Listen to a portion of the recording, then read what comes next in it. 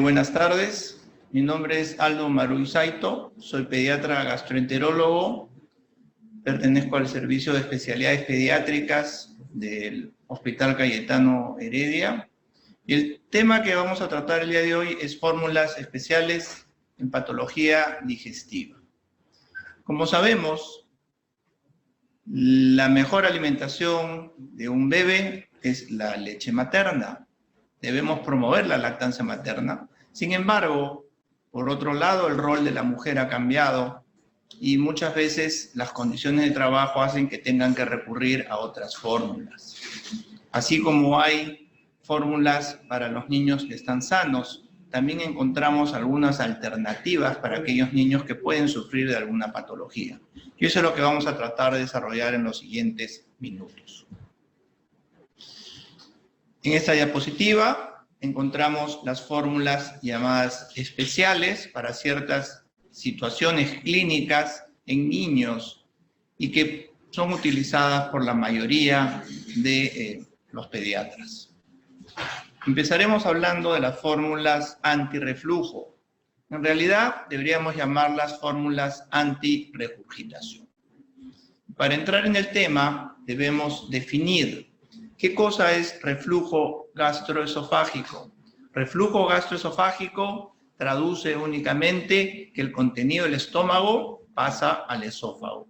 Eso ocurre muchas veces, es sin esfuerzo. Cuando ese reflujo sin esfuerzo llega a la boca, es decir, se visualiza, estamos hablando de una regurgitación. A diferencia de un vómito en el cual están comprometidos los sistemas que conocemos, el centro del vómito, el sistema nervioso central, etc. Todos estos tres que hemos definido deben diferenciarse de la llamada enfermedad por reflujo. En este caso, el reflujo ácido que viene del estómago produce otros síntomas. Pueden ser gastrointestinales, probablemente los más frecuentes. Cólicos, pobre ganancia ponderal, rechazo al alimento, pero la enfermedad por reflujo también se puede presentar como problemas respiratorios. Niños que tienen sibilancias, tienen asma refractaria, por ejemplo. Más recientemente se asocia con problemas o desgaste del esmalte dentario y también en casos extremos podemos encontrar manifestaciones extradigestivas tipo convulsiones. En realidad no son convulsiones, son pseudoconvulsiones. El niño adopta una posición en opistótonos y empieza a hacer movimientos que simulan una convulsión. Se conoce como el síndrome de Sandifer y es el extremo de los síntomas de un niño que tiene enfermedad por reflujo. Entonces, estas fórmulas antirregurgitación, inicialmente llamadas antirreflujo, son fórmulas de inicio y continuación, es decir, se pueden usar hasta el año de edad y están destinadas al tratamiento del niño con este reflujo fisiológico. Se han utilizado espesantes como harina de semilla de algarrobo o de almidón de maíz o de arroz. Como podemos ver, tenemos en el mercado dos fórmulas, pueden haber algunas otras, pero lo más importante es, en este caso, la composición de cuánto de lactosa tienen. Una está reducida en lactosa, la otra tiene más cantidad, pero lo que es cierto es que ambas tienen una viscosidad 10 veces mayor que en las fórmulas de rutina. Sin embargo, una característica es que a pesar de que están hechas para espesarse, fluyen libremente y cuando entran en contacto con el ácido recién es que empieza a aumentar su densidad. Desde hace mucho tiempo se han hecho estudios en relación al beneficio que pudieran traer esta fórmula. Tenemos este estudio, miren, ¿de qué año? Del año 87, de la doctora Orestein, donde claramente ella encuentra, ¿sí?, que, bueno, obviamente aumentaba la densidad calórica, pero disminuía la emesis, el tiempo de llanto y aumentaba el tiempo de sueño, por lo cual se sospechaba que pudieran tener un efecto también en la enfermedad por reflujo, que esos son algunos de sus síntomas. Sin embargo, este estudio del doctor Wenzel en el año 2000 y pico, encontró de que lo que publicó la doctora Orenstein no necesariamente era cierto. Lo que hay que ver aquí es los resultados. Pueden observar que por el reporte de regurgitación, es decir, reflujo visible, se observó una clara diferencia. En los pacientes que recibieron la fórmula espesa, solamente 15 episodios, y aquellos pacientes que recibieron la fórmula estándar, 68 episodios de regurgitación. Sin embargo, el doctor Wenzel, como hizo pHmetría, pudo de alguna manera observar si el reflujo interno, ese reflujo ácido, también mejoraba, y ustedes pueden ver que no habían diferencias significativas entre los dos grupos. Por lo tanto, la conclusión de este estudio fue que las fórmulas espesas tienen un efecto significativo en la reducción de la regurgitación en niños asintomáticos, pero que no disminuían el reflujo ácido y que por lo tanto no era un tratamiento para la enfermedad por reflujo gastroesofágico. Posteriormente, el año 2008, tenemos un metaanálisis, han aparecido otros estudios, y la conclusión de este metaanálisis era de que las fórmulas espesas son moderadamente efectivas en el tratamiento del reflujo en niños sanos. Volvemos al mismo punto, no es enfermedad por reflujo. Tenemos diferentes algoritmos sobre lo que es el manejo de regurgitación. Ustedes claramente pueden ver que dentro de las medidas se encuentra la utilización de estas fórmulas antirreflujo. Lo mismo pudiéramos decir de las guías de manejo. En las guías de manejo, esta del año 2015, una de las mejores guías, las guías NICE, publican dentro de lo que es el manejo del reflujo, dice aquí, ofrecer una pequeña prueba con fórmulas que tienen aumentado aquí abajo, ¿sí? Fórmulas espesas, para ver si mejora. El año 2018, la Sociedad Europea de Gastroenterología Pediátrica y Nutrición y la Sociedad Norteamericana publican esta actualización de lo que es el manejo de reflujo, y también aparece dentro de su algoritmo la utilización de fórmulas espesas.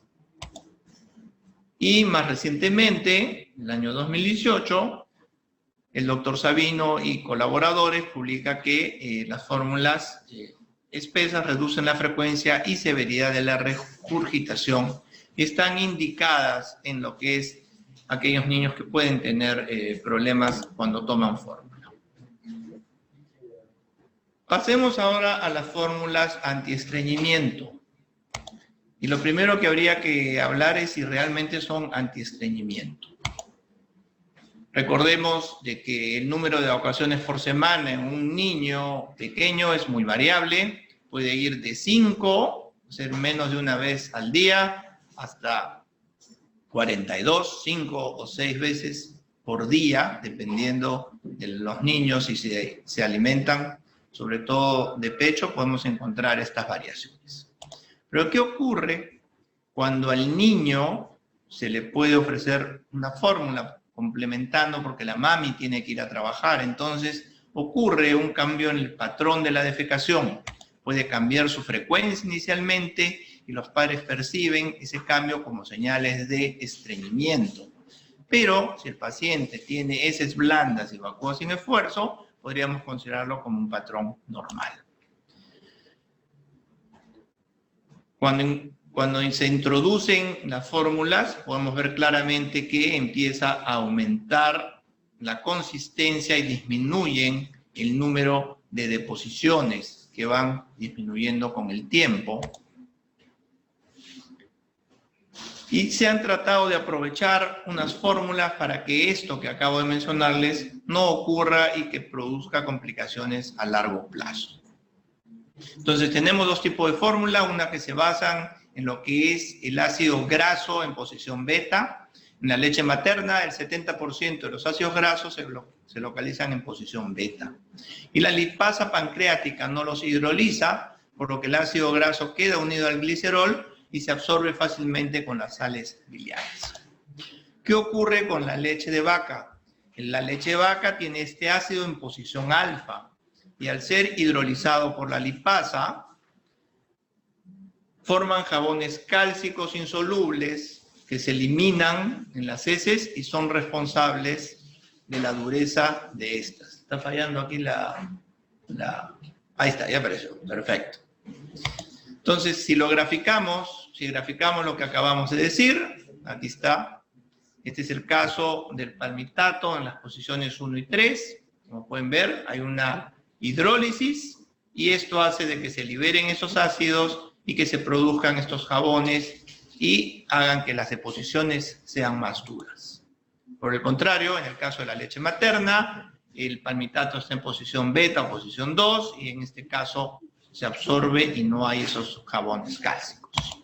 Basados en eso, las fórmulas antiestreñimiento que consideran esos ácidos grasos van a modificar los triglicéridos para obtener ácido palmítico en posición beta hasta casi 45-50%. Le han agregado cantidad de magnesio, mayor cantidad de magnesio, relación calcio-fósforo de 2 y lactosa, con lo que se propone que haya un flujo mejor o deposiciones más suaves. Esto está publicado en el año 2014 en relación al uso de este ácido graso en posición beta y el panel concluye, no avanza, poco a poco. Ok, el panel que hizo esta revisión concluye que si bien la teoría es buena, no se puede de alguna manera establecer una causa-efecto. Aquí está, pero no se marca todo el gráfico, no sé qué está pasando. ¿No? ¿Sí se ve allá? Ah, perfecto, ustedes no lo ven, pero ya, bueno. Entonces, aquí podemos observar lo que hemos mencionado. Cuando se absorbe el palmitato en posición beta, no va a haber problemas. Y eso es cuando ocurre la absorción con la leche materna. Sin embargo, la conclusión de este estudio muestra de que en teoría funcionan, pero no hay evidencias y las guías definitivamente no incluyen esta recomendación. El otro grupo de fórmulas antiestreñimiento consideran que más importante que el ácido graso es la presencia de los prebióticos. Recordemos que estos se encuentran en la leche materna, que son oligosacáridos que promueven la proliferación de flora benéfica bifidogénica que produce alteración de la consistencia y frecuencia de las deposiciones. Y por lo tanto, las heces de lactante con leche materna son más blandas. En el 2001, el Comité de Nutrición de la Comunidad Europea aceptó la adición de estos dos oligosacáridos, los FOS y GOS, en las leches de inicio, con la finalidad de lograr una flora bifidogénica. Los prebióticos comúnmente usados en la alimentación infantil, como podemos ver, son los galacto-oligosacáridos y los fructo-oligosacáridos. Los estudios que se hicieron con estos prebióticos proponían de que estos llegaban al colon y en el colon iban a ejercer su acción. Pero como tenían pocas cadenas de hidratos de carbono, esa fermentación complementaria máximo podría llegar hasta el colon transverso. Sin embargo, hay otro prebiótico, que es el PDF, que es la polidextrosa, que si ustedes comparan los promedios de monosacáridos de cadena, tiene 3 veces más que los anteriores. Y con eso lo que se pretende lograr es que esta fermentación complementaria no se quede en el colon transverso, sino que llegue a todo el colon y con eso el efecto sería mayor. A diferencia del caso anterior, aquí sí tenemos estudios clínicos que nos muestran, se la evidencia 1, dice, aumenta la frecuencia de las deposiciones desde la primera semana. Tenemos que el GOS y PDF promueve deposiciones más suaves. Estas son las leche materna, estas son las fórmulas de control y esta es la fórmula con GOS y PDF.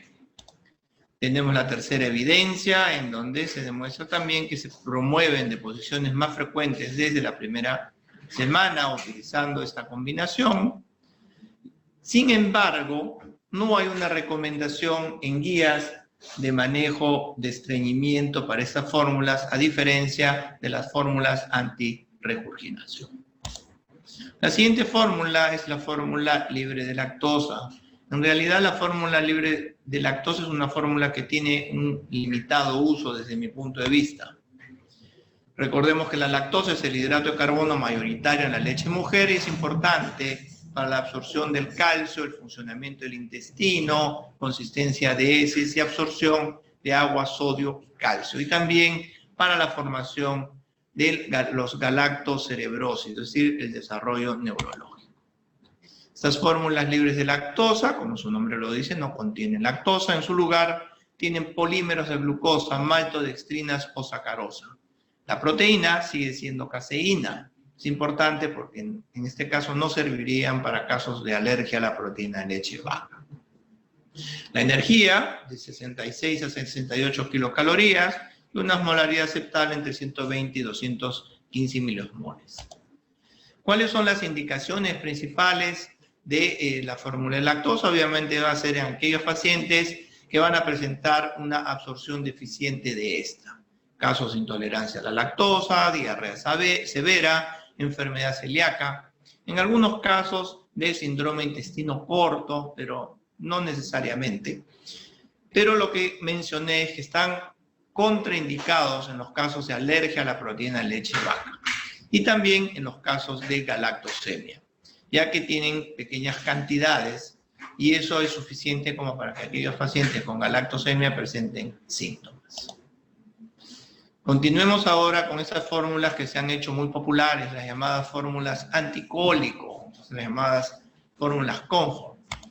En primer lugar, cuando hablamos de cólico infantil, todo el mundo dice que es un problema de tipo gastrointestinal o de origen gastrointestinal. Sin embargo, la palabra cólico viene del acrónimo en inglés, causa oscura de un niño que tiene irritabilidad prolongada. Sin embargo, se ha asociado siempre con problemas gastrointestinales, aunque nunca se ha podido demostrar ello.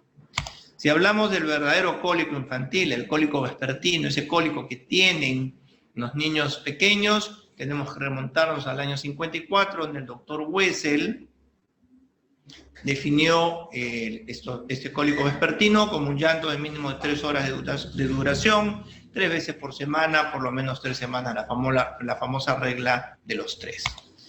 Posteriormente, el doctor Illingworth le agrega que además del llanto, enrojecimiento de las piernas sobre el abdomen, pasaje de gas y dificultades para la defecación.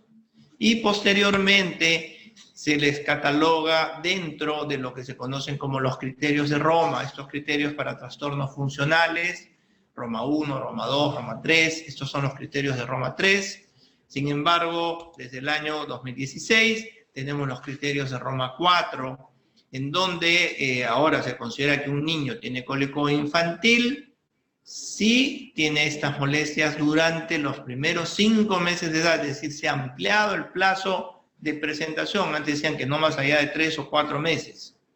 Y se caracteriza principalmente porque son episodios recurrentes y prolongados de llanto o irritabilidad reportados por los padres, que ocurren sin causa aparente y que no pueden ser prevenidos o resueltos por ellos. Lo más importante es que no hay evidencia de afectación de la antropometría, fiebre o enfermedad subyacente. No hay exámenes de laboratorio anormales. Y lo que es más importante es que este episodio se presenta una sola vez al día. El resto del tiempo, el paciente se encuentra bastante bien. En los casos de este cólico que es funcional, las fórmulas no son útiles. Sin embargo, estas fórmulas se han hecho para pensar en aquellos pacientes que pudieran tener molestias gastrointestinales leves, como son irritabilidad, regurgitación, pujos o estreñimiento. Cuando un niño presenta molestias y el paciente recibe una fórmula, lo primero que hacen es tratar de cambiarlas. Y observen que los cambios ocurren generalmente en los primeros 3 meses, que coincide principalmente con el periodo de adaptación de estos pacientes, del tracto digestivo de estos niños. Y las razones del cambio, la mayoría los menciona como tolerancia. Y la tolerancia se basa en que el niño tiene problemas de gases, se encuentra inquieto, tiene reflujo o estreñimiento. Muy bien. ¿Cuál sería el manejo de los lactantes sanos con molestias gastrointestinales leves que no reciben lactancia materna? Entonces, les van a dar probablemente una fórmula de inicio. Inician primero con cambio de marcas, que muchas veces no tienen ningún sentido. Algunos intentan fórmulas sin lactosa. Los mayorcitos, los que tienen canas, los que tenemos canas, a lo mejor utilizamos fórmula de soya, y otros utilizan estas fórmulas hipoalergénicas que entraron al mercado hace algunos años. Lo cierto es que estas pudiéramos considerar que son fórmulas para utilizar en pacientes que ya tienen una patología. Y por eso, cuando nos enfrentamos a estos pacientes, lo primero que deberíamos saber es si este es un niño sano que está en un proceso de maduración o realmente es un niño que está enfermo. Estas fórmulas Comfort han sido diseñadas para el niño sano. ¿Y por qué estos niños sanos pudieran tener este problema? Principalmente porque consideramos que ellos tienen una inmadurez gastrointestinal, tienen una inmadurez del sistema nervioso central, o también pudieran presentar estas molestias porque los padres son muy ansiosos o hay poca capacidad para ser padres. Y eso lo vemos cada vez más a menudo porque más adolescentes están siendo padres y no están capacitados para ello. Entonces, ¿por qué hay problemas de inmadurez gastrointestinal? Obviamente, el niño, hasta antes de nacer, su aparato digestivo no funcionaba, su mami hacía todo, y recién desde el nacimiento es que todo su armamento digestivo empieza a funcionar.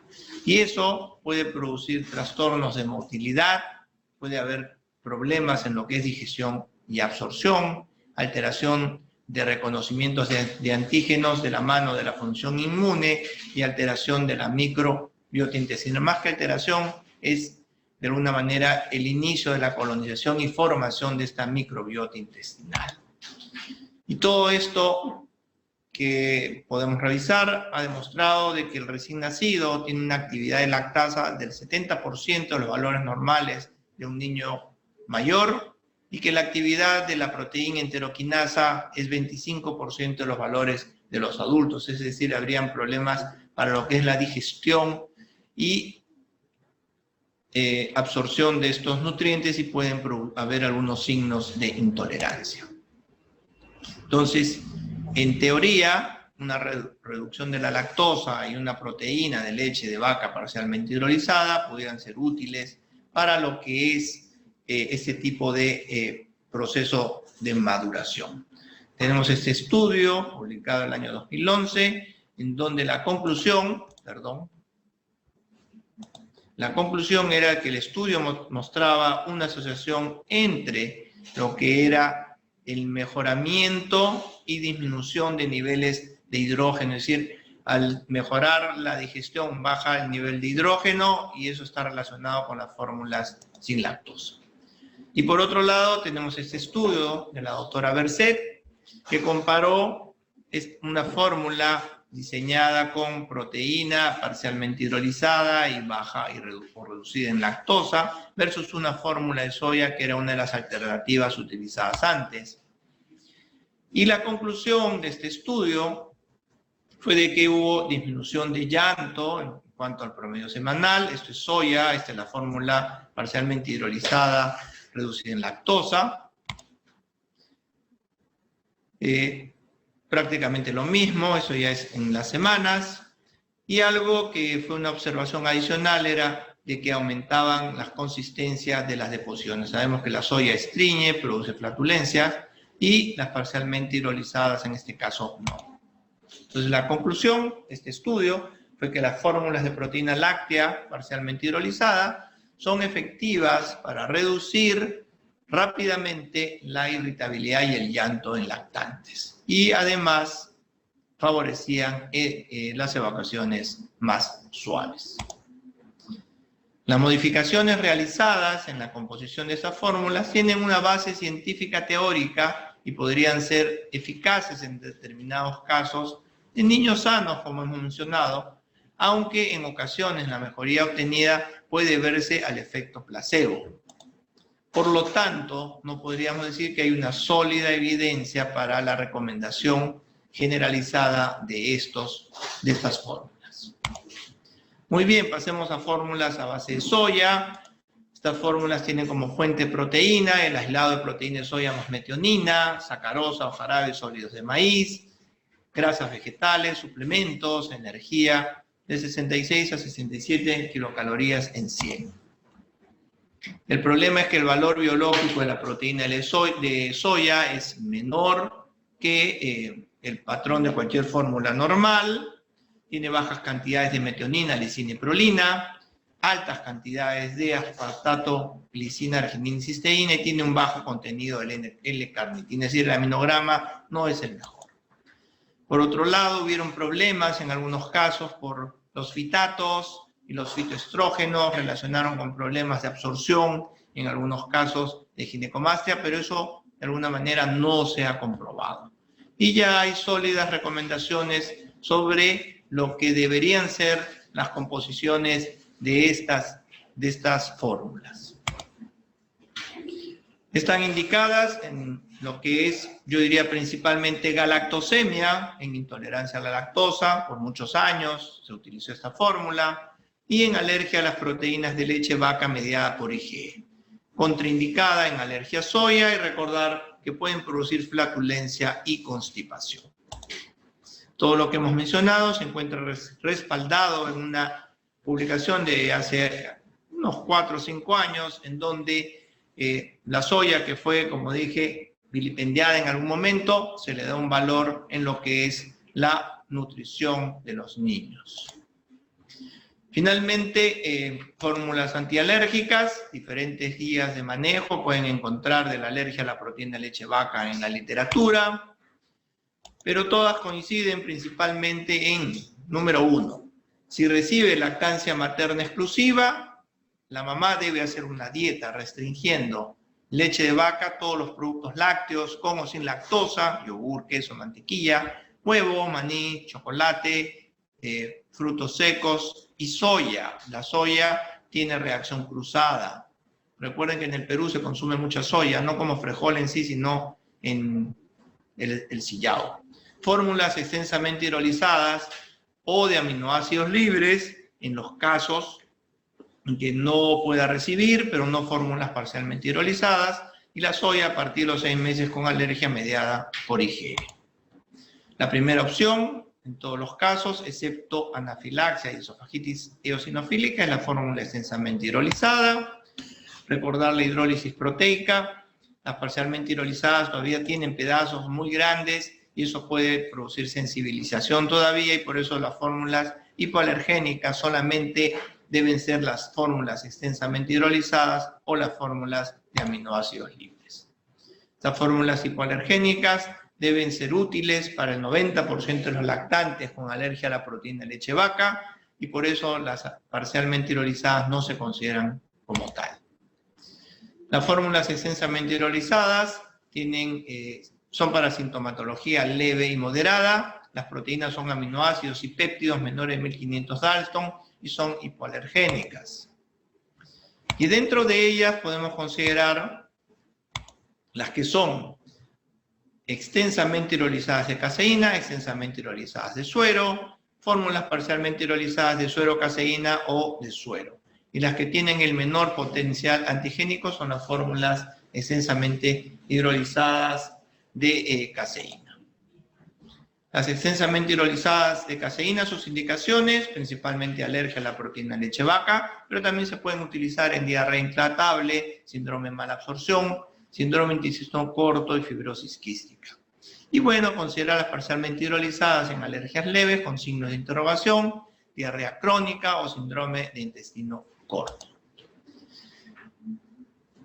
Más recientemente hemos encontrado en nuestro mercado fórmulas parcialmente hidrolizadas de arroz. En este caso, tienen proteína de arroz parcialmente hidrolizada, las grasas son 100% de origen vegetal, tienen triglicéridos de cadena media 20%, ácido palmítico en posición beta 20%, dextrino, maltosa y almidón de maíz en esas proporciones, pero no contiene lactosa ni sacarosa. El problema que tenemos es que la evidencia para el uso de fórmulas de arroz en alergia a la proteína de leche vaca se encuentra en fórmulas extensamente hidrolizadas, no en parcialmente hidrolizadas. Como lo demuestra este estudio, así como esta guía basada en la evidencia, donde compara las fórmulas extensamente hidrolizadas de caseína o de suero versus las extensamente hidrolizadas de arroz y dicen que no hay diferencias. No hay mención de las fórmulas parcialmente hidrolizadas de arroz. Entonces, para aquellos pacientes que no que no responden a una fórmula extensamente hidrolizada, se utilizan estas fórmulas de aminoácidos que están principalmente indicadas para lo que es sintomatología grave, anafilaxia o esofagitis eosinofílica. Finalmente, vamos a hablar de estas fórmulas que recién están apareciendo en el mercado, las fórmulas saciantes, que han sido pensadas para los lactantes con mucho apetito y una ingesta elevada. En este caso se utilizan hidratos de carbono de absorción lenta para conseguir un nivel más constante de glucosa, evitando hipoglicemia. Es un perfil lipídico que favorece la sensación de saciedad, es decir, se trata de que se baje el apetito del niño. Sin embargo, todavía no hay evidencias científicas sobre su utilidad.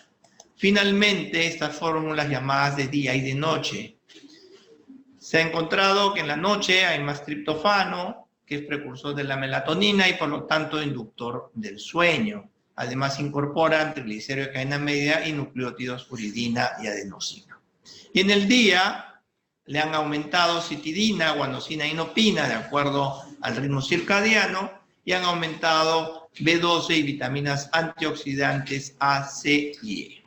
Les traigo esta publicación donde se ha probado esta fórmula día-noche para mejorar lo que son los ritmos de sueño y despertar, y los niños aparentemente tuvieron alguna mejoría.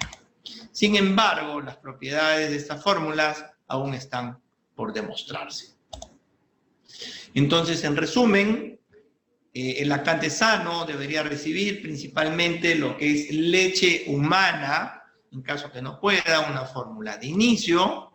Si el paciente presenta esas molestias gastrointestinales leves, pero lo consideramos sano, pudiera recibir una fórmula Comfort. Si el paciente tiene reflujo gastroesofágico, no enfermedad por reflujo, una fórmula antirreflujo. Y si empieza a endurecerse sus deposiciones, pudiéramos utilizar una fórmula antiestreñimiento con signos de interrogación. Y para el lactante enfermo, si tiene diarrea, podríamos utilizar una sin lactosa, soya o semielemental, es decir, las parcialmente hidrolizadas. O en los casos de alergia, unas fórmulas extensamente hidrolizadas o la de aminoácidos libres. Eso es todo, muchas gracias por su atención. Si el paciente no tiene ninguna patología, están recomendadas cualquiera de las fórmulas, dependiendo de la edad, la 1 o la 2. En realidad, como digo, eso de que no tienen leche es relativo. Nosotros debemos promover la lactancia materna exclusiva. Hay consultoras de lactancia que nos pueden ayudar en esos casos para que la mami empiece a producir. Esta charla es para aquellos pacientes que tienen problemas, no para aquellos niños que son sanos. Sin embargo, las fórmulas infantiles, como dije, en caso de que la mami no pueda darles de lactar, sobre todo si trabajan, podrían utilizar las fórmulas estándar, las llamadas número 1 en menores de 6 meses o la número 2 en mayores de 6 meses. ¿Hasta qué edad es recomendable usar las fórmulas en lactantes? Bueno, esa es una pregunta bastante relativa. Una vez que el niño empieza a comer, se debe bajar la cantidad de fórmula que toma. ¿correcto? Y a partir del año de edad se podría utilizar una fórmula entera de leche de vaca. Si la pregunta es estricta, diríamos que es recomendable usar estas fórmulas hasta el año de edad, fórmulas normales. Las fórmulas especiales, dependiendo de la patología, podrían ser que se requieran utilizar más tiempo. Obligatorias de usar, en ningún caso hemos mencionado, no puede ser obligatorias, o sea, estamos insistiendo de que la leche materna es el mejor alimento durante los 6 primeros meses de vida de los niños. En ningún momento podemos hablar de que son obligatorias el uso de estas fórmulas, todo lo contrario, deberían ser completamente opcionales, solamente para aquellos casos en que los niños no puedan lactar por alguna razón o causa que la mami no tenga alguna infección o sea, que le impida lactar, o que no pueda por motivos de trabajo. Muchas gracias.